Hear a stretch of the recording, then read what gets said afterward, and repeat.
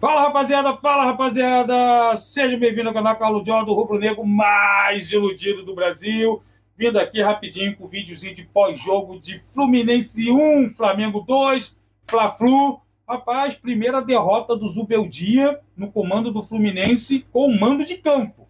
Apesar de ter tido vários Fla-Flus no Maracanã, toda vez que o Fluminense venceu o Flamengo foi com o mando do Fluminense. Então vamos lá. Depois daquela derrota vergonhosa, cachapante, meio que até esperada para o Bragantino, o Flamengo do Leonardo Jardim vem demonstrando melhoras. Eu acho que hoje fez um primeiro tempo. Só não foi perfeito, porque o time perdeu ali uns 2 gols, né? Perdeu uns 2 gols. Teve um chute do Plata, que teve um desvio, o Fábio faz uma defesa impressionante. E mais impressionante ainda é o Pedro, se tornando o maior artilheiro do Flamengo no século, no Maracanã.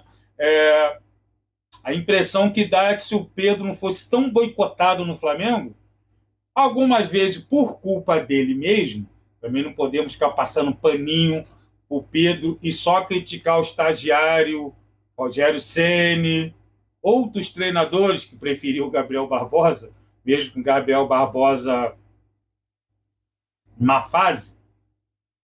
Cara, quantos gols o Pedro não já teria? Mas falando do Leonardo Jardim, para mim entrou com um time certinho. Gostei muito da escalação do Leonardo Jardim. Tu pode questionar ali, talvez, o Danilo ou o Vitão no lugar do Léo Ortiz, mas acho que o Léo Ortiz merece crédito. Apesar de algumas vezes eu criticar muito aqui, que eu acho que ele começou um ano muito abaixo.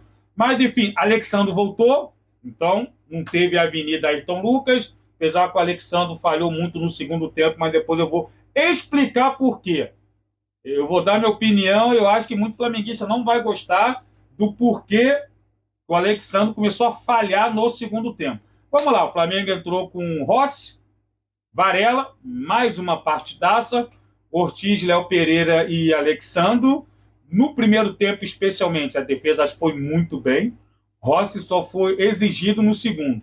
Mas teve um lance no primeiro tempo vários lances que ele já poderia quebrar a bola logo para frente, mas teve um especial. Porra, ele toca, não sei se era o Paquetá ou o Everton Araújo, de costa para o meio de campo. Porra, ele sai por baixo e vem um jogador e rouba a bola. Isso aí é básico. Aí os volantes. Everton Araújo é o Paquetá de segundo volante.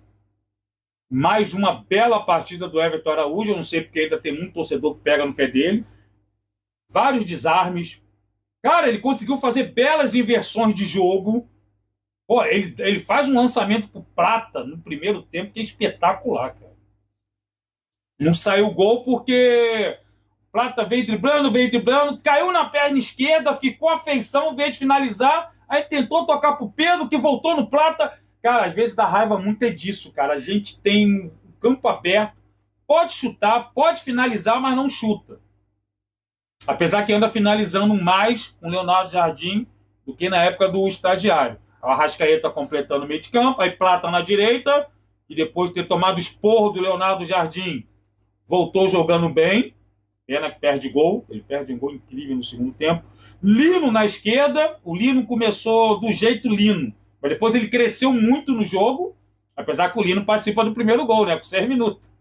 O Lino que faz a interceptação, o Pedro pega de primeira com o Fábio fora do gol.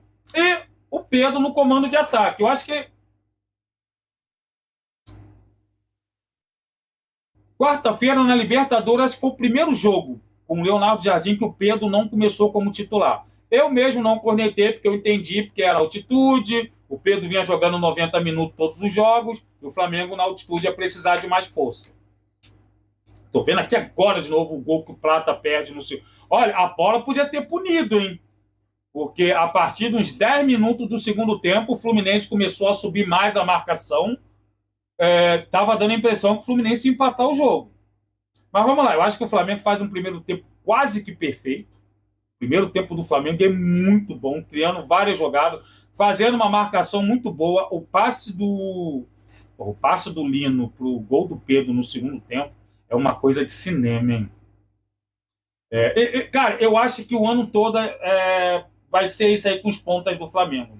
Uma hora vai jogar o Lino, a gente vai ficar puto. Uma hora vai jogar o Plata, a gente vai ficar puto. Aí joga o Cebolinha, Aí joga. Tem o Carrascal, tem o Luiz Araújo. Aliás, outro jogo que o Luiz Araújo entra no segundo tempo e não acontece nada. Eu acho que o Flamengo poderia ter feito 2-3 no primeiro tempo. Por isso que eu fiquei com um pouco de medo que o Flamengo dominou o jogo. O Fluminense. As finalizações do Fluminense não assustaram o Rossi. Aí começa a dar aquela pulga atrás da orelha, porque o Flamengo de Leonardo Jardim, no segundo tempo, assim como em outros jogos, baixou muitas linhas. Tinha hora que estava jogando com os 11 atrás da linha da bola. E aí foi chamando o Fluminense, foi chamando o Fluminense. Para nossa sorte, fizemos um gol logo no início do segundo tempo também, assim como no primeiro. Aí com 2-0 no placar, ele baixa as linhas e vai chamando o Fluminense. E o Rossi começa a brilhar. O Rossi faz uma defesaça com o braço direito, depois de um impedimento, mas acho que não estava. Se sai gol, ia sair gol. Aí começam as alterações dele. Por exemplo, ele tira o Lino para colocar o Bruno Henrique de ponta. Aí eu vou chegar no Alexandre. Aí o Alexandre começou a tomar várias bolas nas costas, porque o Bruno Henrique já tem 34 anos, cara. O Bruno Henrique não é o Lino, Cebolinha, o Plata, o Carrascal, o Luiz Araújo. O Bruno Henrique não consegue fazer ida e volta. O Bruno Henrique é só ida. O Alexandre começou a ficar sozinho. Falha no gol, primeiro gol do Fluminense.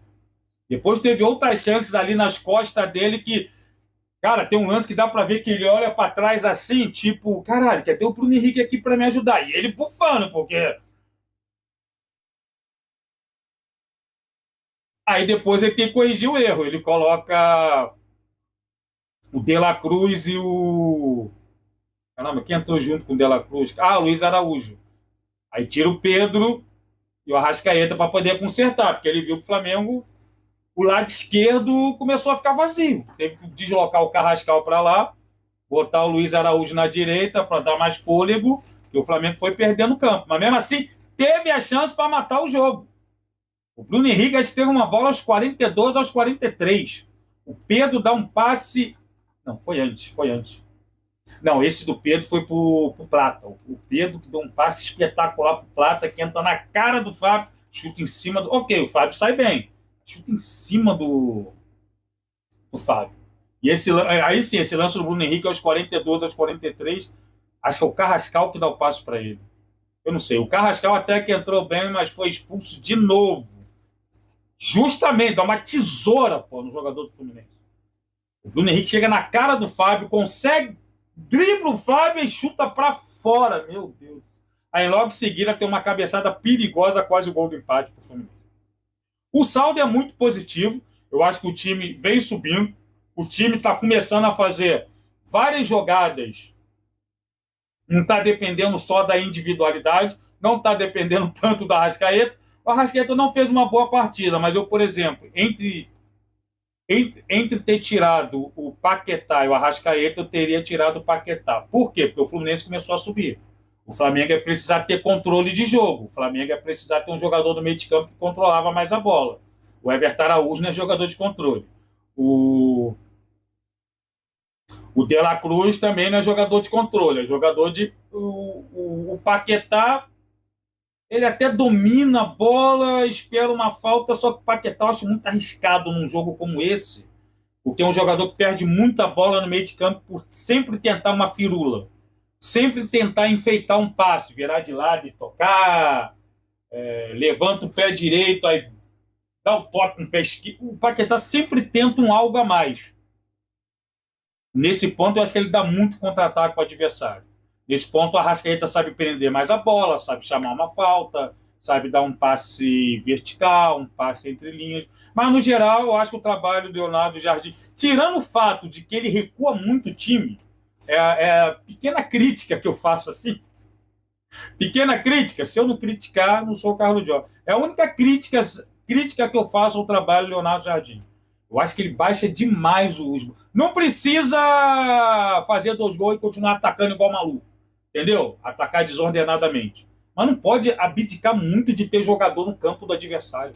Ele abaixa demais os blocos. Então o adversário vai engolindo, o tempo vai passando, os caras vão colocando bola na área. A chance dos jogadores errarem é maior, que a bola tá toda hora dentro da área, tá toda hora. Foi assim que saiu o primeiro gol do Fluminense. Nos últimos minutos, quase saiu um outro gol do Fluminense também. Foi numa bola cruzada. Pior que a bola ia chegar pro Danilo. O Danilo também entrou no lugar do Léo Ortiz. O Léo Ortiz fez uma boa partida. Aí o Everton Araújo, no desespero, bota a perna na frente para tentar cortar, sobra com um jogador do Fluminense que chuta cara a cara com o Rossi. Aí eu não lembro qual outro jogador que chega e corta, acho que foi o Varela. Aliás, mais uma partidaça do cara, o Varela. Enfim, mas eu sinto que o Leonardo Jardim, eu acho que ele está usando um elenco melhor do que o Felipe Luiz usava. Por exemplo, a única corneta que eu fiz assim, entre aspas, a alteração dele foi o Bruno Henrique no lugar do Lino. Por exemplo, se ele tivesse tirado o Pedro para colocar o Bruno Henrique, eu já não reclamaria. O Pedro, a partir dos 20 minutos ali, já cansou. Então, eu não teria reclamado. Porque, honestamente, eu não gosto do Bruno Henrique como centroavante. Mas como o Pedro não tem um reserva, o Bruno Henrique, minimamente, como centroavante, ele ainda ali funciona. Porque o Bruno Henrique jogar no terceiro terço, sem compromisso de voltar para marcar, ele dá aquela arrancada final. Como num lance também no final, que ele tá no lado direito, não sei se é o Martinelli, cara. O Bruno Henrique, ele dá um drible de corpo. Alguém enfia a bola ali para ele, ele vai e gira. Nossa, é um drible lindo. Aí na hora ele tenta tocar por cima pro Carrascal, sendo que... Não, ele tenta tocar por cima, quem é que tava lá na ponta? Eu não lembro, sendo que o Carrascal acho que estava entrando. Se ele toca por baixo, ok, o jogador do Fluminense poderia ter cortado, mas acho que o lance seria mais perigoso. Então aí, o Bruno Henrique ele tem que entrar ali para jogar no último terço para frente.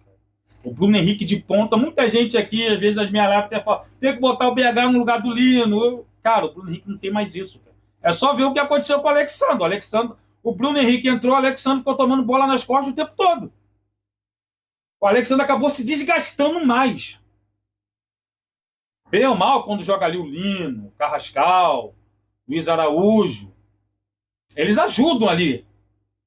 Eles dão uma proteção para o Alexandre, que eles vão e voltam o tempo todo. Então é isso. Já está dando para sentir o dedinho do Careca, do Zidane da Shopee. Aí, a Leila falou que o Flamengo é o Real Madrid da Shopee. Pô, a gente tem um Zidane da Shopee, pô.